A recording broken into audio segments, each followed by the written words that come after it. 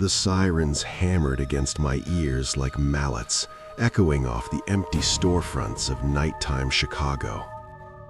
Red and blue flashes sliced through the fog, and I knew, if they caught me, it was over. I didn't just run away. I did something for which there are no second chances. Turning the corner, I saw the Walgreens sign. Open 24 hours. The white light was too bright, too clean for this neighborhood. I didn't think, I just ran inside. The automatic doors didn't just open. They parted as if someone were pulling flesh apart.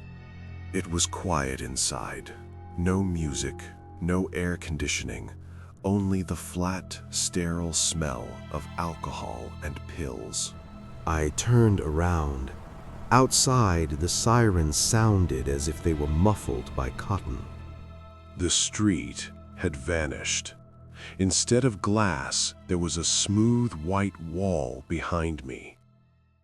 "Too late to run," a voice rang out.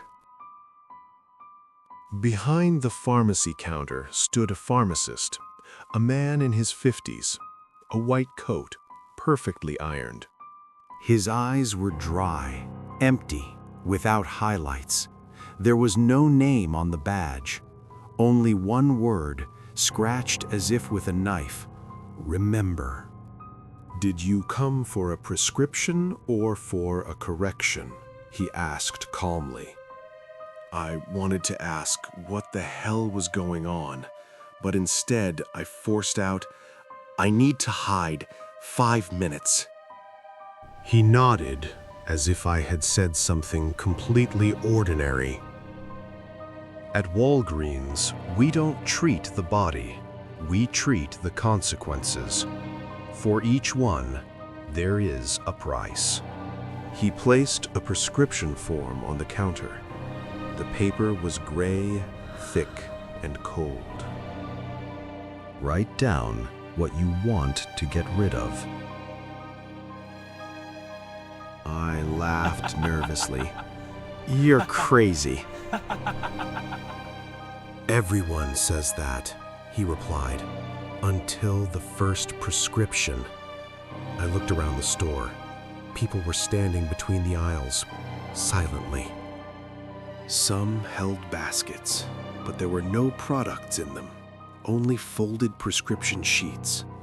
They didn't look at each other, only at the floor. "What happens if I refuse?" I asked. The pharmacist tilted his head slightly. "Then you simply stay." I realized there was no choice. My hand trembled as I wrote, "I want to be hidden." The pharmacist took the form and inserted it into an old computer. The screen flickered. A name appeared, an unfamiliar one. "A side effect," he said. "Someone will be found instead of you." A woman's scream came from the ceiling, somewhere far away. Then, silence. "Done," he said. "You are invisible to them." At that moment I realized there were no more sirens, not a single one. My heart was pounding as if I had just escaped death. I smiled, foolishly, smugly. "Can I leave?" I asked. "Of course," the pharmacist replied. "But many stay. There are things one wants to get rid of even more." A man stood next to me, young, neatly dressed. He looked at me and whispered, "Don't stop. If you start, you won't be able to finish." He walked up to the counter and handed over his prescription. "I want to stop feeling guilt." The pharmacist nodded, a standard request. The screen lit up again, a new name. Somewhere in the store, the sound of a fall rang out, a body.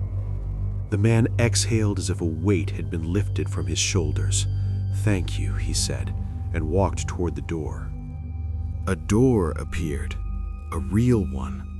He walked out. It vanished. I should have left, but the thought stuck like a splinter.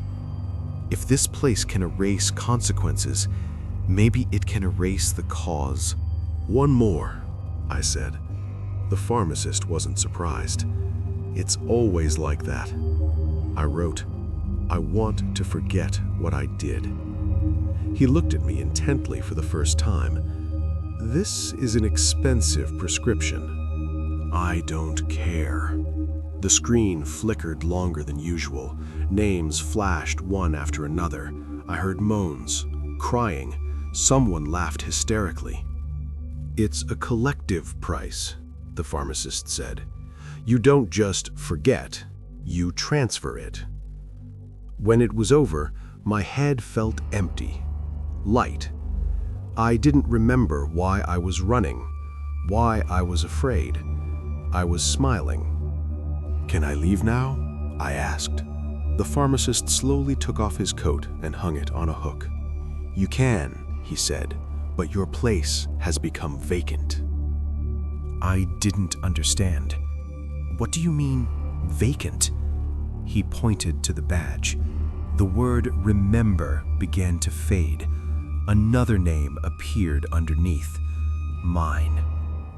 "Walgreens never closes," he said, "and someone has to remember for the rest." I tried to scream, but instead of a voice, a dry wheeze came out of my mouth. I looked at my hands.